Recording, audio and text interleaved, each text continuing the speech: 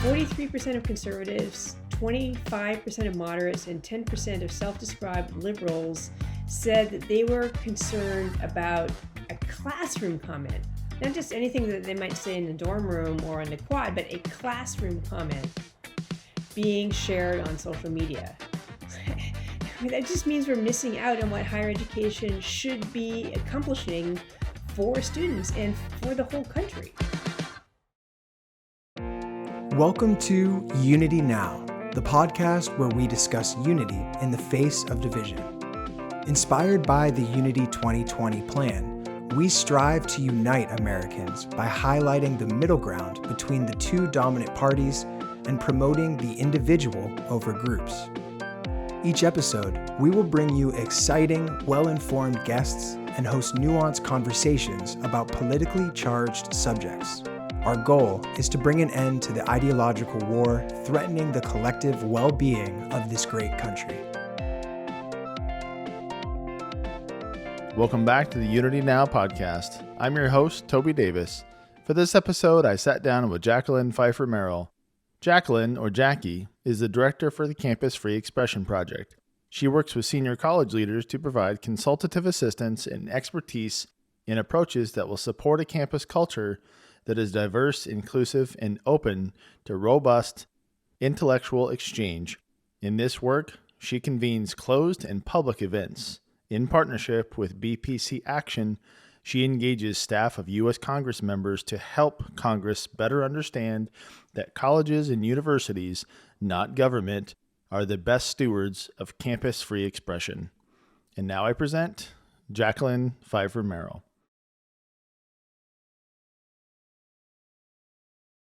Jackie, thank you so much for joining me today on the Unity Now podcast. How are you doing?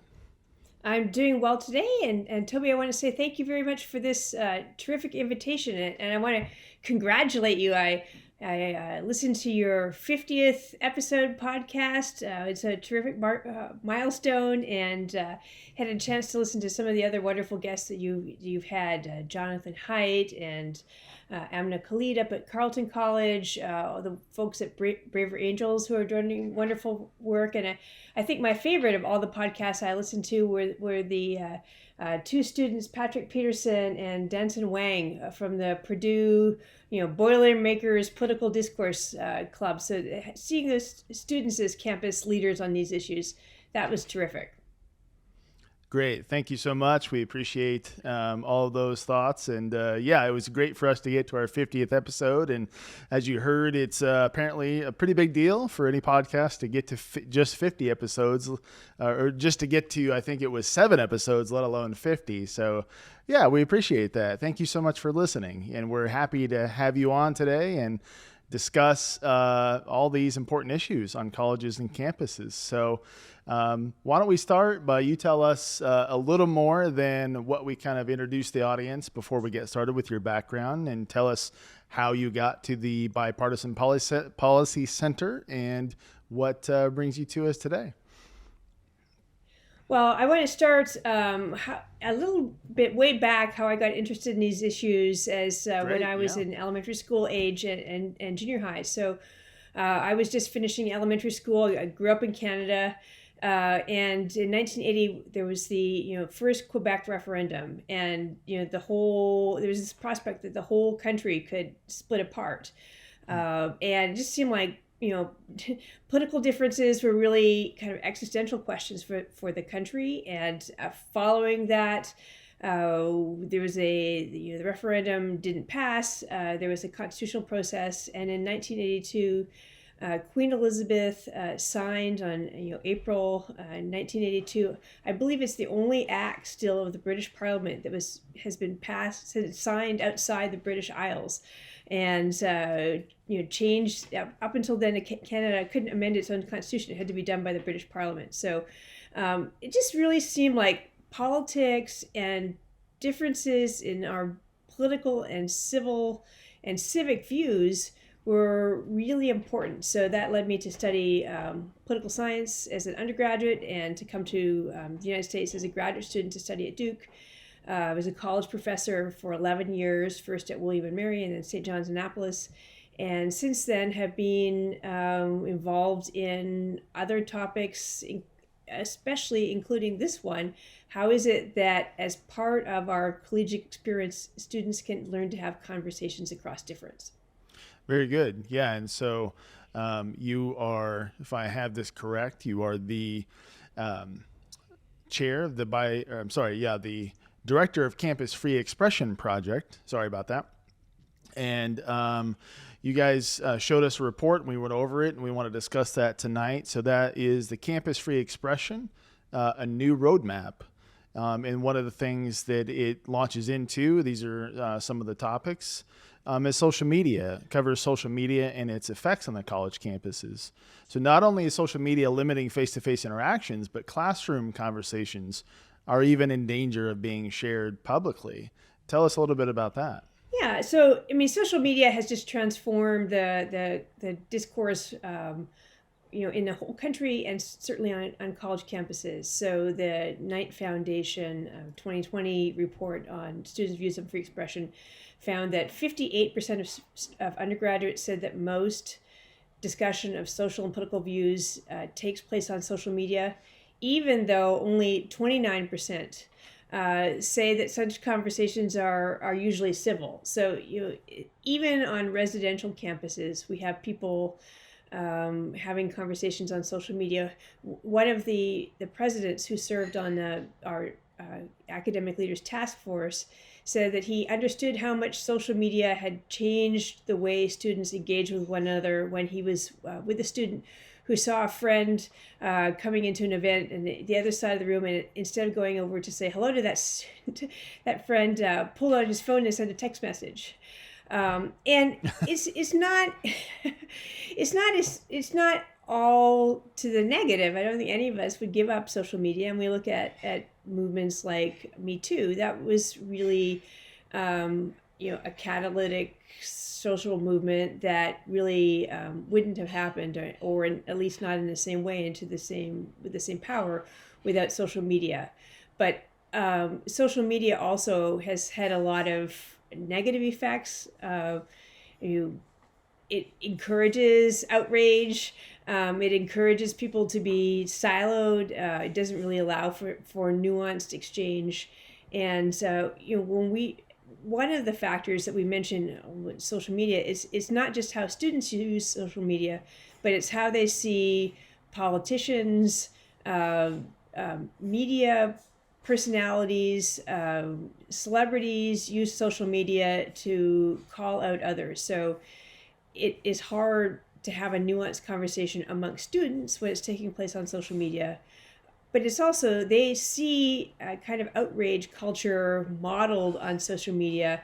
And so it's just really hard to expect 18-year-olds to think, oh, well, here's how I'm going to have a nuanced, respectful conversation with somebody with whom I disagree, when I see, while they don't see it being modeled in the country, and they especially don't see it being modeled on social media. Yeah, it's interesting. I have a 7-year-old and a 15-year-old, and so I'm doing my best to limit the 15-year-old's interaction with social media. And we hear about, high school age kids and the dangers there. But your study and what you've just talked about highlights how it's becoming an exponential issue as we get into the higher education arena, right? And so one part of the study, I think, even talks about how was it Gen Z versus Gen X and the limitation on face-to-face interactions throughout a day, and how it's like an hour average less per day, generation to generation. Is that correct? Mm-hmm. So Jean Twenge, a psychologist in your state, with her peers, did a study that was cited in one of the footnotes of the report. And I'll just mention in passing, many people said to me they've never seen a Washington, D.C. report that has so many footnotes. But we're an academic task force, and we wanted to let people have a lot of the resources in the footnotes. So, Jean Twenge and her colleagues found that compared to I think her base year was 1986, the year that I was in grade 12, students, contemporary high school, grade 12 students are spending, and this is even pre-pandemic when we were all, perhaps even more on social media, spent an hour less per day on in-person interactions than grade 12 students did in 1986. So, and that's interactions of all sorts, even very, very good ones. So if you just get less practice in those in-person interactions, then it's just harder to navigate them, especially when you arrive on a college campus that might be very likely to be much more diverse than the neighborhood that you grew up in. Neighborhoods are becoming more sorted by socioeconomic status, by levels of education, by race, by partisanship. So if you grow up and you don't know people whose news sources and political views and race or kind of socioeconomic status is different from yours, then you arrive on the most diverse place that you have ever been and might ever be, to be honest, and you just have fewer skills. No wonder it's the case that those interactions often are really bumpy, especially as students arrive on campus. And that's why one of the recommendations of the task force report is to say, look, we have a civics skills deficit in this country.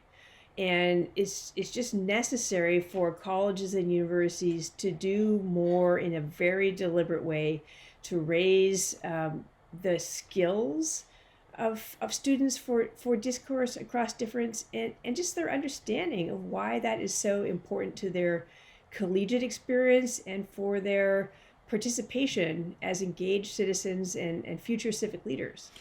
Certainly. And I'm curious, do you believe, or is there any evidence to suggest that the overall problems that you're seeing and have found in this report, in this study, started with social media, or did they start well before the invention of social media? I'm so glad you asked that question, Toby, because I think it's a really important one. I mean, we sometimes hear complaints about Generation Z as snowflakes, and that this is a catastrophic freedom of expression crisis. It's really important to situate that in a larger historical context. It's never been the case that there was a golden age of free speech in our society or of open inquiry on our college campuses. We can look back to the turn of the last century when Leland Stanford's widow, Jane Stanford, was able to have Edmund Ross dismissed from the faculty of Stanford University for views that were contrary to her railway interests. We look at the faculty whose names were turned over to the Committee on Un-American Activities. Think of the images of Kent State, the Vietnam protests, the civil rights protests, and the difficulties of having expression about that on campuses, the 1980s political correctness moment. So there have been a lot of tough moments for open inquiry on campus and for free speech in our society. This particular moment has some unique aspects to it, including social media, including what Bill Bishop calls the big sort demographically, the extremes of polarization in the country. So this is indeed a tough moment, but we should be really encouraged by the fact that in the past we have seen the pendulum swing the other way eventually, and I think that we are I hope and I think on the cusp of seeing the pendulum swing the other way again. And I do think people are appreciating what an important challenge this is. Thank you for tuning into the UnityNow podcast. We are a 100% volunteer organization dedicated to highlighting the sane middle ground between the two dominant parties and focusing on the individual over groups. If you've enjoyed this program, please consider supporting us through our Patreon. Links to our support page, as well as merchandise and full episodes, can be found at our website at UnityNowPodcast.com. Now, back to our show. Yeah, I think that is important to note, that it's not necessarily we're trying to get to some utopia golden age we ever were at, right? And so it's not just a one single silver bullet we can shoot that'll take care of everything. And to that point, I was curious about this part of the study. It says that the study found that incoming students were coming onto campuses far less prepared for conversations with those that had different backgrounds. I think you kind of mentioned that. And here's the quote. It says, "At a time when campuses are more diverse than ever, many Generation Z students are less prepared for conversation across differences than students of earlier generations.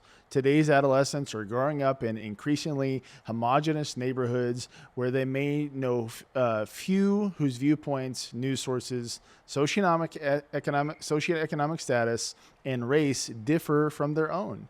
So this was very surprising to me.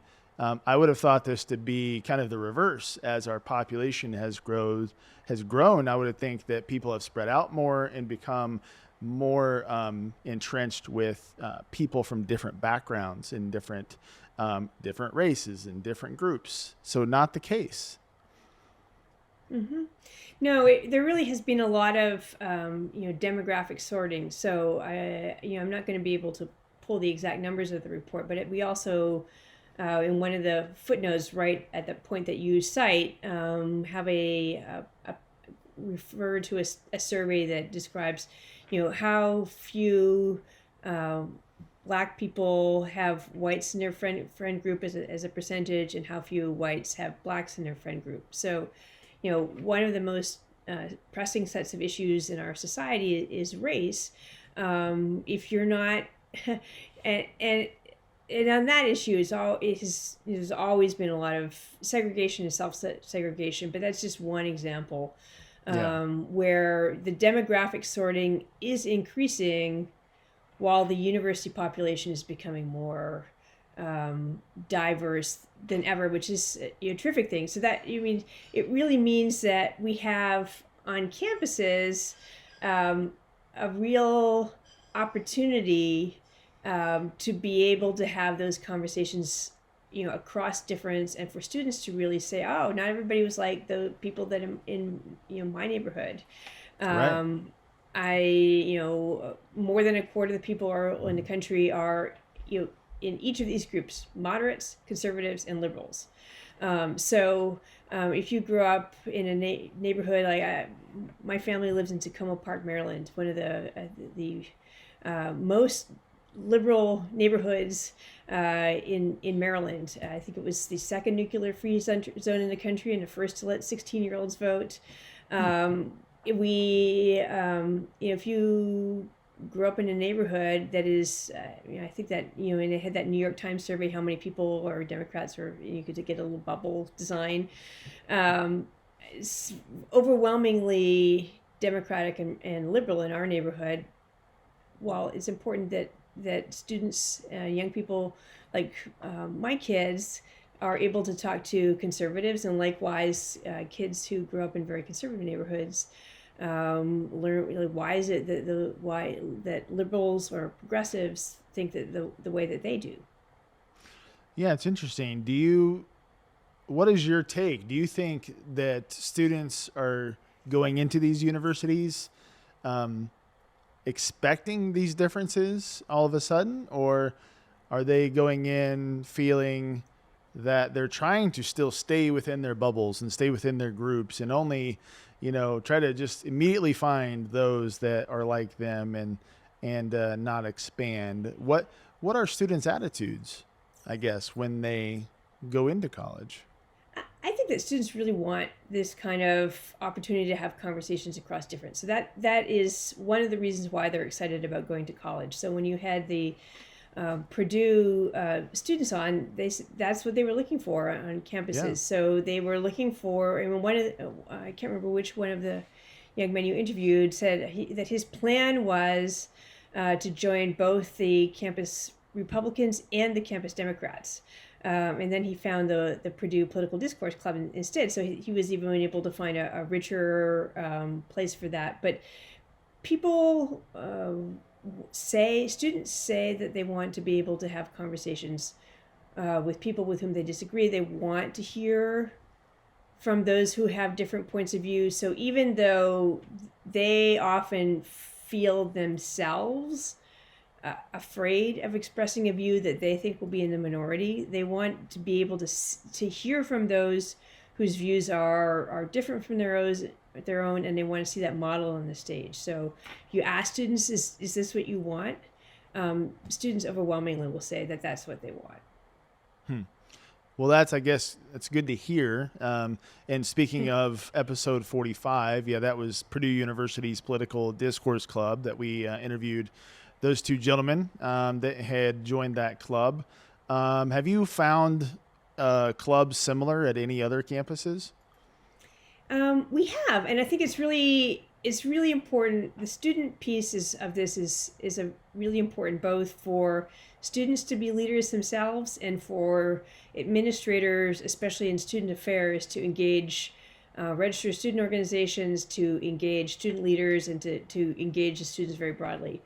So one of the members of our task force, which had only 12 people on it, and we wanted the task force, when BPC was putting it together, to be institutionally diverse, have a diversity of roles within the campus, and a real diversity of viewpoints on the task force. And one of those on the task force was a 2020 Berkeley alumnus, Ross Irwin, and we put the task force together in 2020. So he was a brand new college grad, and he is COO of BridgeUSA, a group that is with student-led chapters that is working for depolarization on college campuses.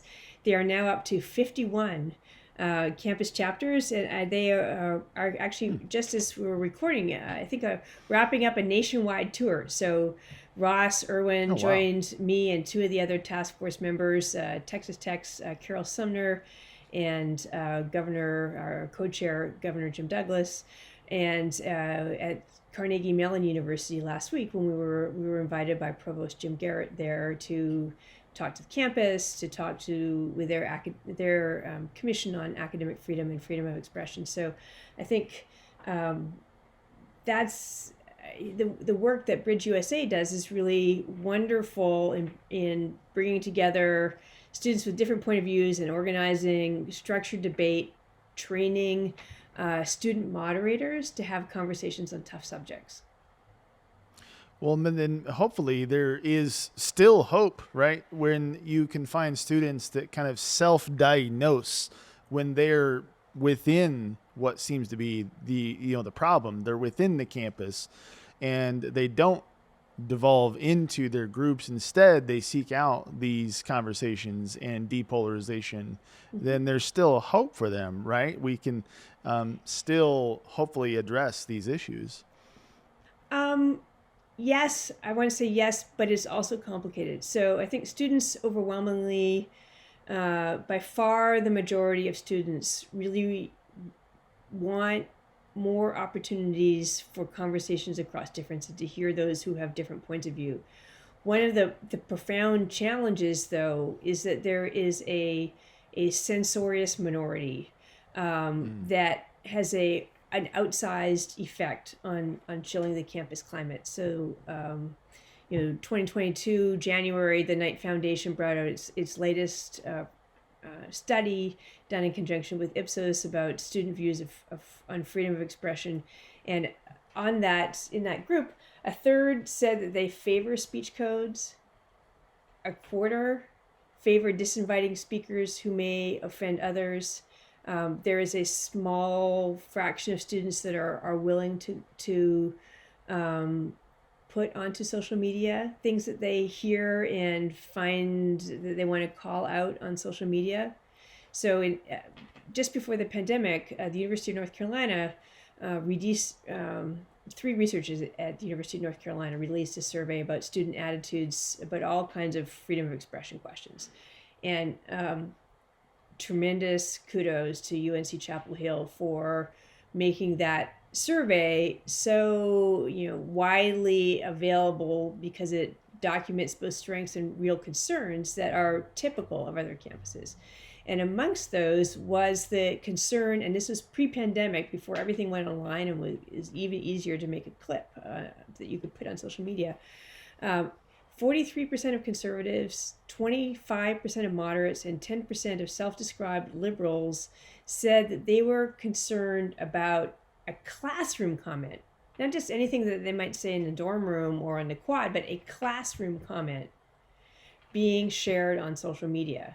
Mm-hmm. So when such a high fraction of students are concerned that something that they could say in a classroom can be shared on social media, that's really chilling where the conversations should be the richest in some ways on campus. Is it in the classroom that you have a faculty member who's going to provide guidance and guardrails? It should be the safest place.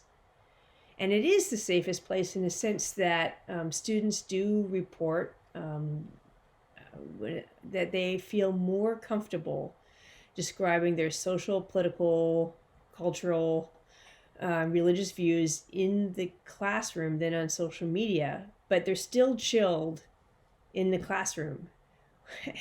That just means we're missing out on what higher education should be accomplishing for students and for the whole country. Exactly. And, are there any teachers that disallow the use of devices? Or I guess it's not that easy, because something you hear and remember can be then posted later on social media.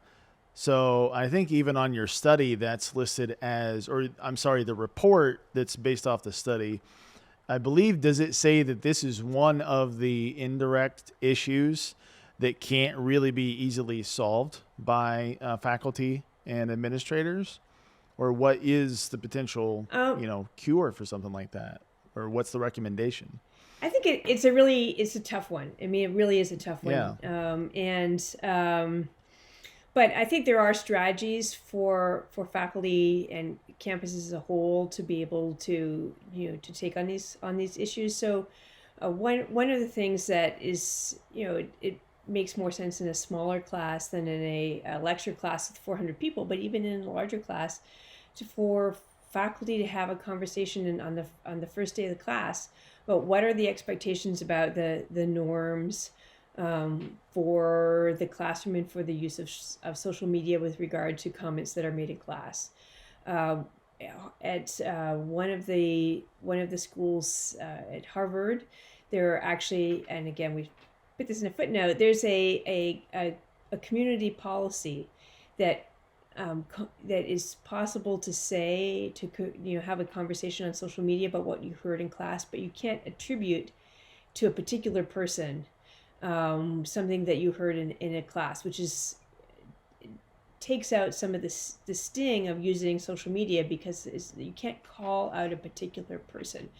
So that's an example of an institution creating a norm of practice for the community. And I think having those deliberate conversations about how is it that we can talk about what we heard here on social media is one strategy that can be done and considered by faculty and by schools.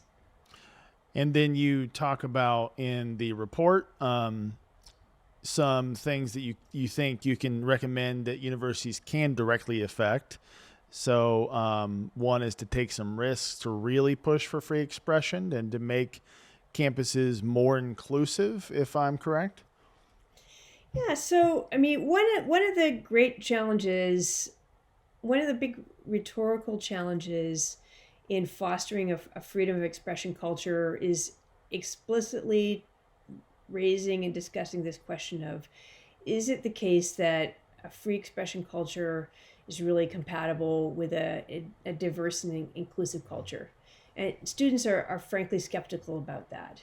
So 2/3 of students, 66% in the Knight Foundation's report that came out in January of this year, found that 66% of students say that free speech rights are frequently or occasionally in conflict with diversity and inclusion.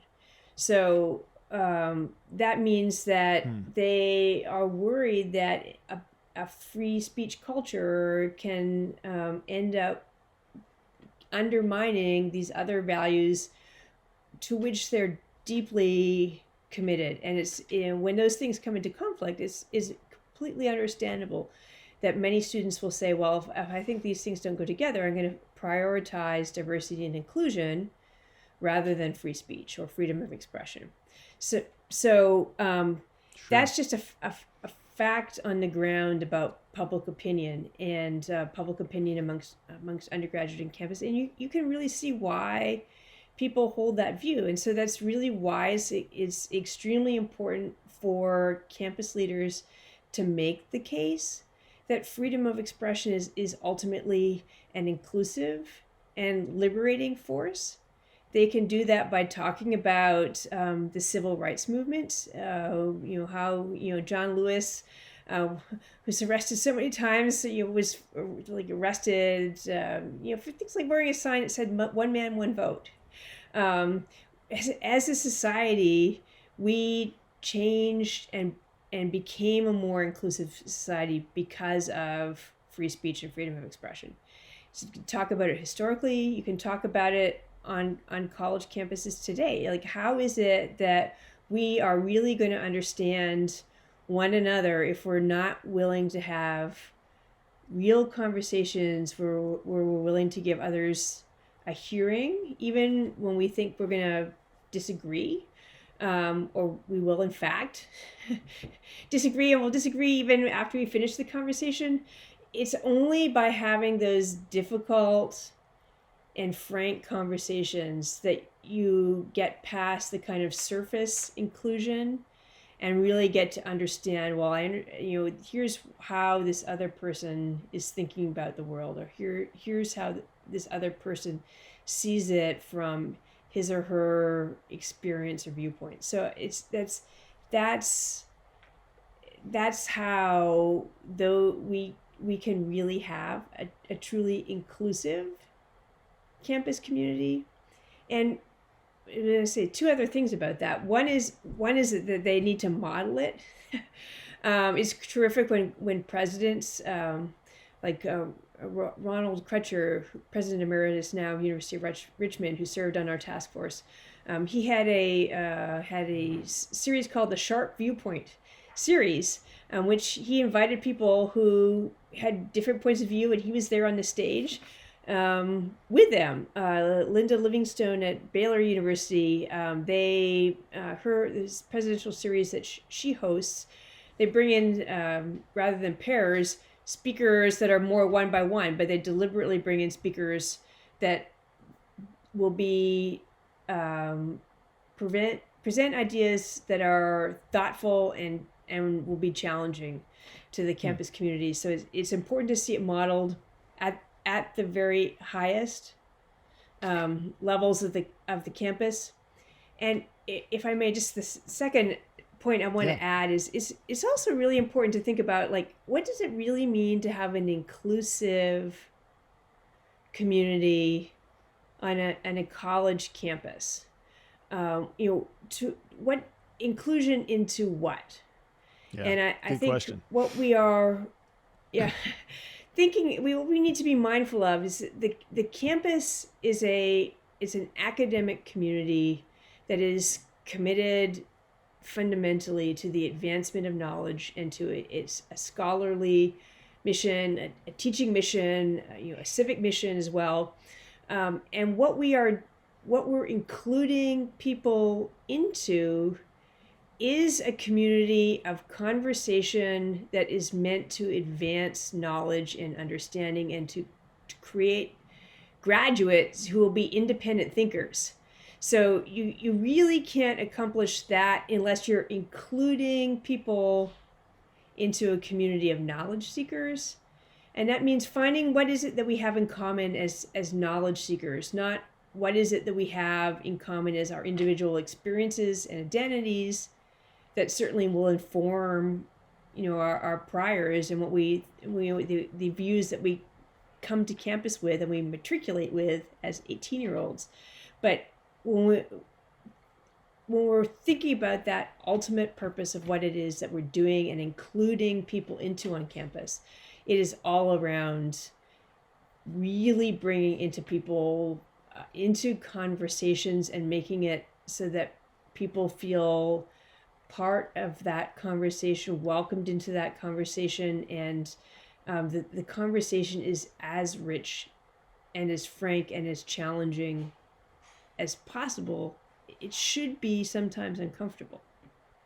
Absolutely. It makes me think about when we interviewed our friend Angel Eduardo, and he gave us this idea about he tries to take his ideas to the gym and to work out his ideas. And in the gym, when the ideas don't make it through the workout, then he knows those aren't good ideas. And the ones that become stronger in the gym, he gets to kind of keep and, refresh those and keep using those. And it's in this analogy, if your university is where you take your ideas to the gym, if the gym has only one single piece of equipment that only does one workout, well, you're not going to get a very good workout with those ideas.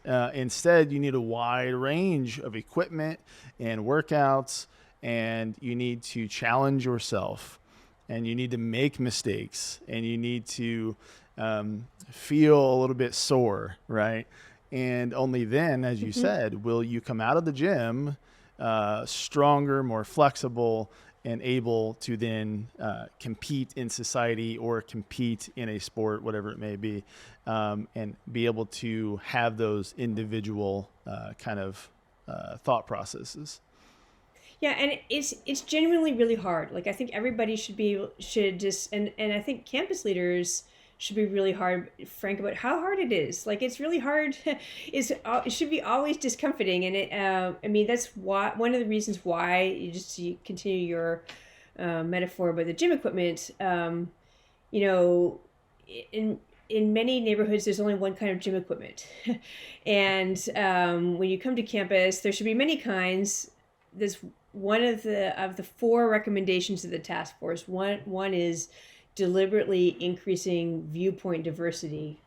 One of the further recommendations that we make that's more specific, not one of the kind of big overall recommendations, is it's really important not to miss that moment of matriculation, and have a module and first year orientation about freedom of expression, and just signaling to students. I mean, you can only do so much when students are trying to figure out, where's the gym, where's the health services. But I think schools that have introduced those, like Purdue University, like the students that you had, I think one of the things that they would have gone through is the first year experience they have at the Purdue Boilermakers Rush. They have a freedom of expression module as part of that. And just telling students, this is going to be part of your experience.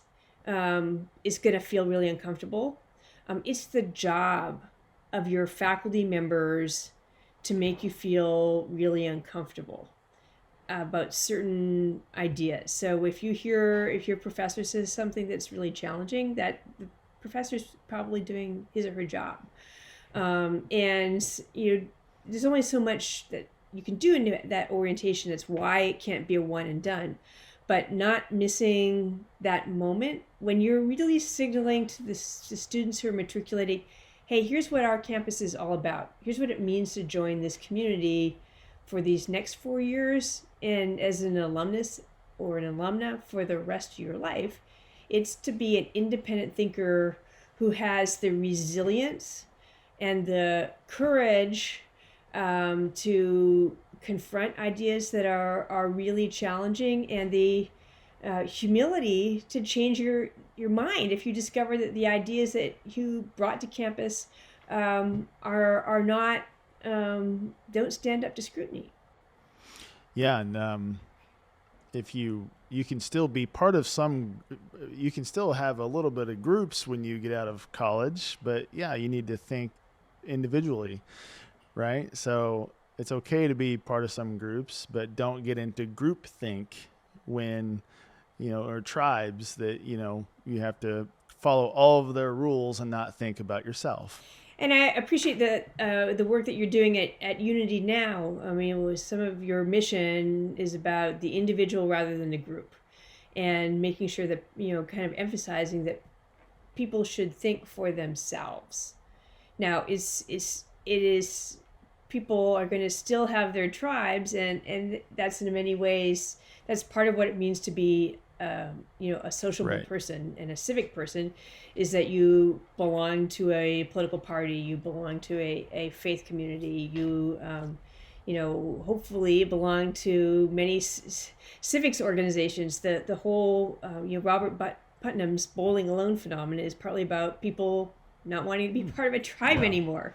And whether it's the bowling tribe or any of these others, but so it's not that it's wrong to have a point of view, and it's not wrong to be part of any particular, whether it's a faith or a political party or any other kind of a disciplinary group within sociology or history or whatever that has a very strong perspective. But it is about being able to give a respectful hearing to those who have a different point of view. And that's really part of our work at the Bipartisan Policy Center, where we always say we're not nonpartisan, we're bipartisan. People can have their deep commitments and they will have principled disagreement. We want to honor that principled disagreement while still finding a constructive compromise for the country as a whole. And I think you talked about two of the main recommendations for the report. Why don't you tell us about the other two and kind of summarize what the main call to action is on the report? Sure. So I think there are really 4 core recommendations of the report, and we've had a chance to talk about some of them, but I'm just going to kind of run through all of them. Really take on directly this conversation about addressing the tension and perceived tension between diversity, equity, and inclusion, and freedom of expression, as both in modeling it and just talking about how it's possible to honor these commitments together. Secondly, really increasing the viewpoint diversity on college campuses, making sure that students have a chance to see different points of view in conversation with one another. Thirdly, and this is really to respond to that minority of censorious folks on campus, is really important to have robust policies that protect the expression of views that are seen as the minority on a campus and outside the campus mainstream. And fourthly, really focus on the skill piece. Deliberately, help students who just cannot reasonably be expected as 18-year-olds to have the skills or even to understand the values and the reasons that it's important to give a respectful disagreement to very different points of view. Really teach those values and skills as a deliberate part of the collegiate experience, knowing that that's also going to have a big civic payoff, because those skills that are valuable in the classroom and in the quad and in the dorm hallways when you have the late night conversations, if you're not having them on social media, those are the same skills we need in our pluralistic democracy. So yeah, it's great to hear about those 4 pillars. Those seem very important. And I'm curious about any success you're now having with recommendations and conversations working with universities. Tell us how that's going. So I think there's certainly successes that we are. I mean, the report just came out 3 months ago, so I'm not sure that we will have successes that we can say because people read the report. But we've really been, gratified by the pickup and attention to the report. I've had a lot of conversations with individual college presidents and their leadership teams. It's been used by faculty groups on several campuses across the country. It has, as I mentioned, we just visited the Carnegie Mellon campus at the invitation of Provost Jim Garrett. So we've certainly had a lot of interest in it. The recommendations that we mentioned in the report were recommended because they have been used with success on campuses, both the campuses of the task force members and of others that we wanted to commend to the attention of the readers of the report. So just thinking about one that we haven't really had a chance to mention yet is that the report includes as an appendix a series of tabletop exercises that describe hypothetical scenarios that for a controversy that takes place on a college campus, whether it's a faculty member who has a controversial tweet or a student is arriving on campus and the other student is decorating the dorm room with symbols that a roommate, a suite mate doesn't like. I think many of the members of the task force have used tabletop exercises similar to these with tremendous success, and it's enabled them to feel prepared for the inevitable free expression controversy that takes place on college campuses. Because college campuses, if they're flourishing, will be intellectually lively communities, and both inside the classroom and outside the classroom, people are going to say things, or sometimes they won't be saying something. They'll be putting up a piece of art, or engaging in a nonverbal protest, or putting up something in a dorm room that is going to spark controversy. So that controversy is generally a sign of intellectual liveliness. But when campuses aren't ready to respond to those controversies, then it can be, then there is it's harder for campuses to both communicate a robust expression for even unorthodox expression while addressing the concerns of stakeholder groups that may feel that this makes the campus less welcoming and safe and inclusive for them. So tabletop exercises, whether they're to be included as a part of a faculty annual retreat, or the board of trustees meetings, or introduction sections for student affairs. It's a terrific regular practice. It's a regular practice for some of our task force members, and they get to hear how new members of the team are thinking about it, how new members get to hear how others are thinking about it, and they get a chance to say, well, if this happened, is the Office of Communications ready? Do we know who our chief spokesman would be? Do we have programs that will be ready to have prepared students for this kind of expression? And I think those tabletop exercises are a really valuable piece.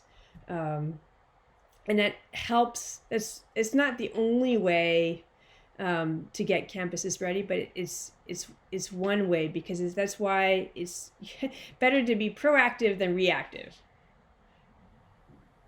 Yeah, absolutely. And I'm curious, with those sort of endeavors, those tabletop exercises, those recommendations, how do you get to colleges and universities to get them to entertain these ideas versus some of the ideas some colleges and universities have entertained, like at Evergreen, where the faculty decided to have a day where all white people couldn't show up, and which led to the infamous incident with Brett Weinstein and his wife.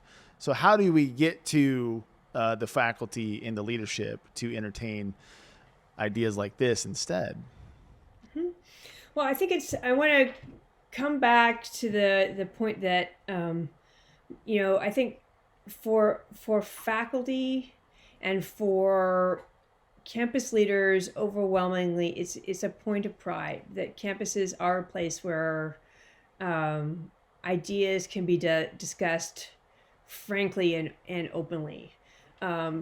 So it is, when these kinds of missteps take place, where a point of view leads to a wide campus kerfuffle, whatever side the person thinks is in the right or the wrong about that, is because there wasn't a strategy in place to affirm all the values of the campus community.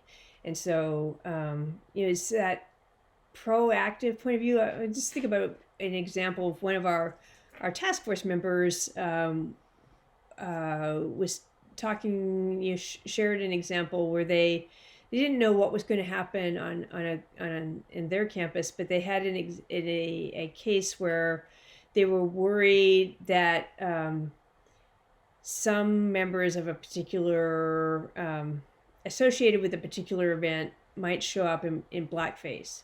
And somebody said, well, how are we going to respond if that happens?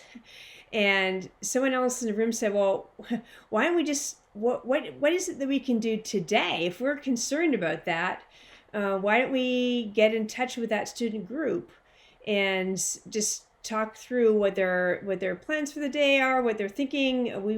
We might have a chance to feel totally reassured about the event. And if we find out that we have reason to be concerned, then we have a chance to talk through how it is that, what are they thinking about would be the reactions and how they respond if they chose to present themselves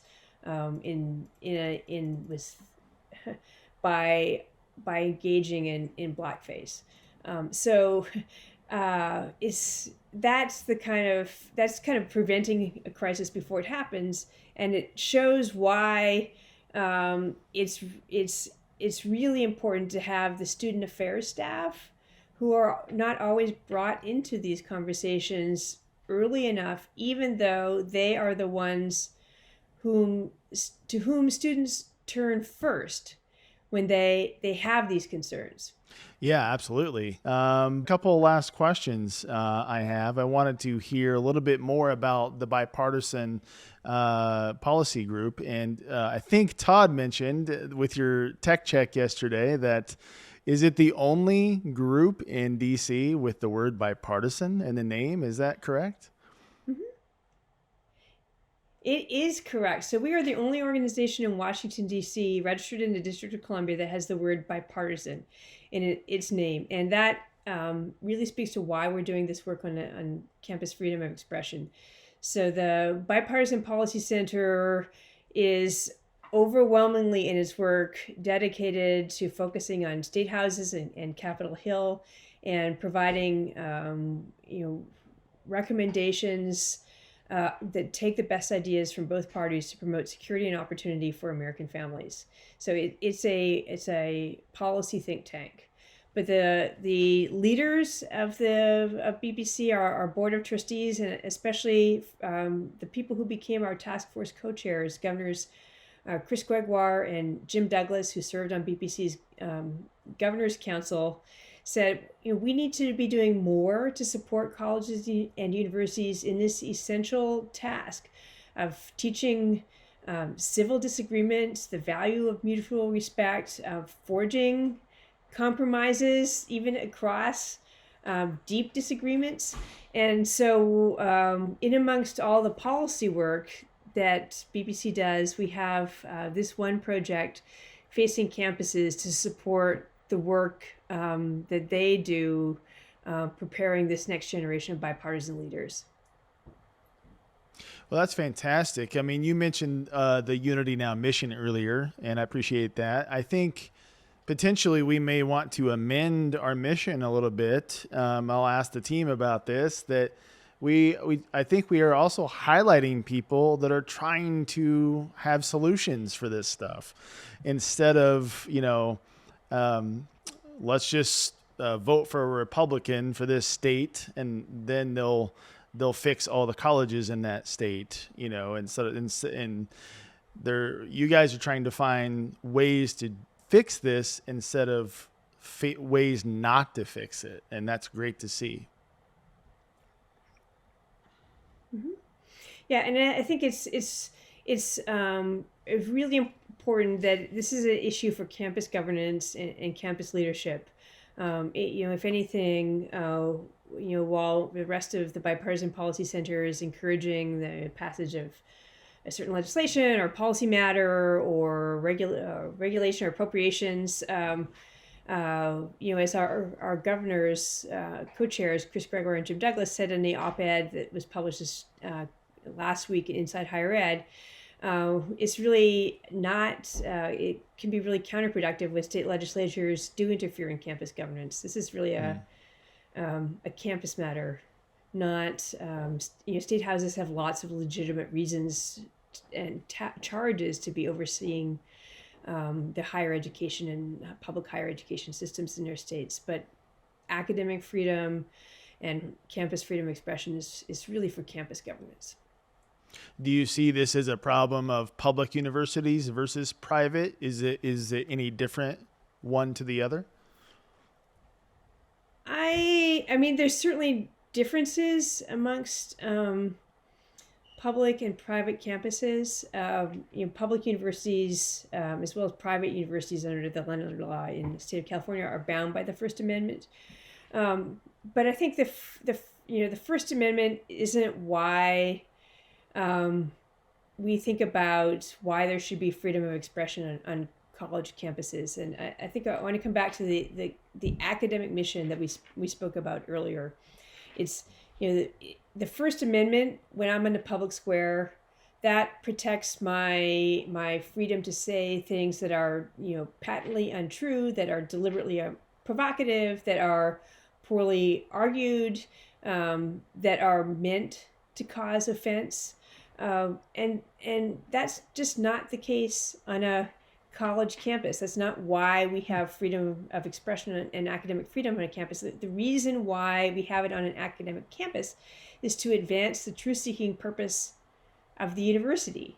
When we join a campus community, we should say things that are either true or offered in pursuit of truth, that are meant to question, to inform, to advance our understanding, and to support the participation of others in that conversation. So it's important to have freedom of expression on a campus, but it's a means to the end of advancing the academic and civic missions of a campus community. It's not for a First Amendment reason, even though public schools are bound by the First Amendment.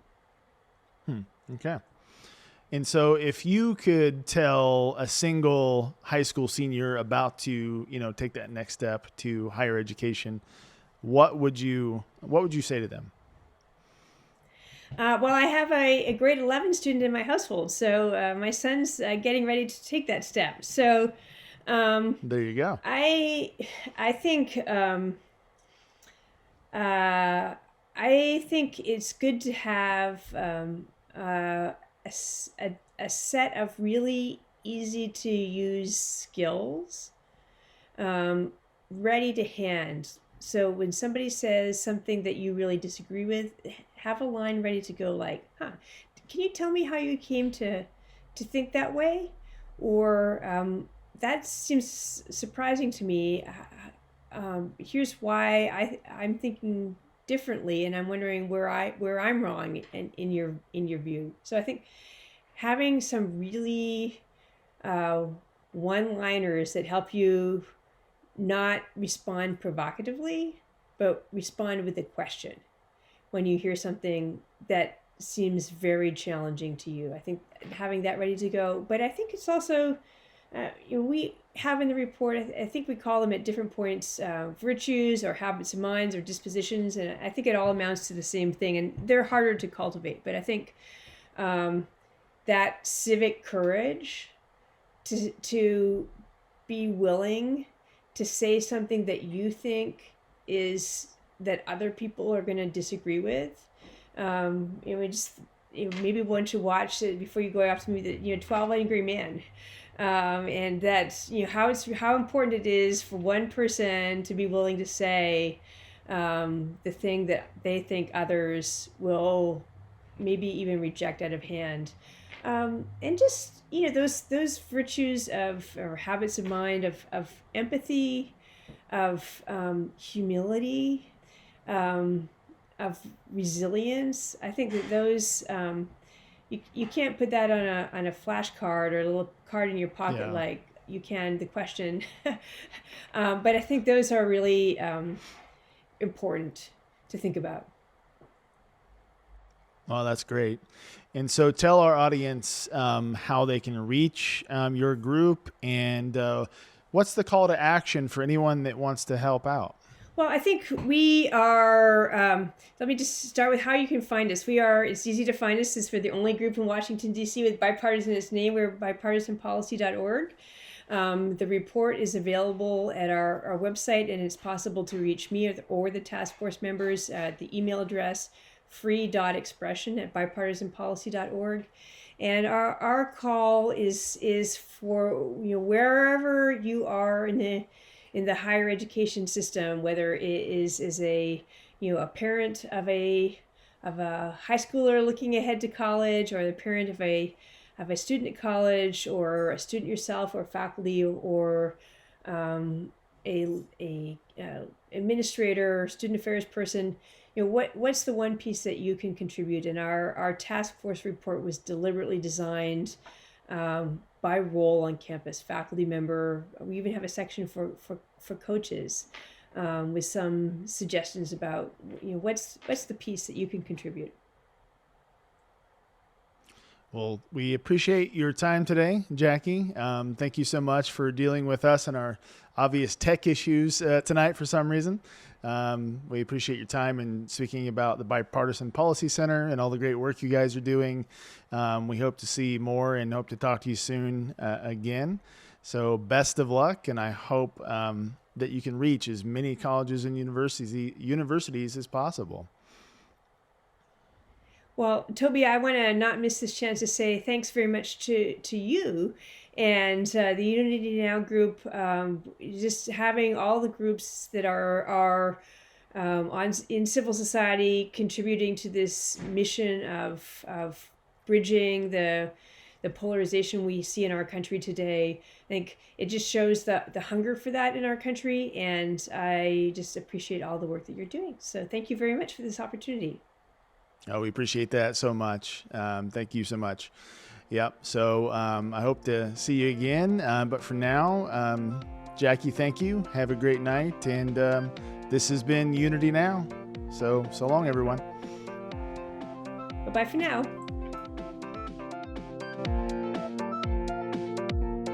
Thank you for watching the Unity Now podcast. We'll be back with another conversation that highlights the political middle ground to unite Americans and end the ideological war. In the meantime, we'd love to hear from you. Please comment below and hit that subscribe button.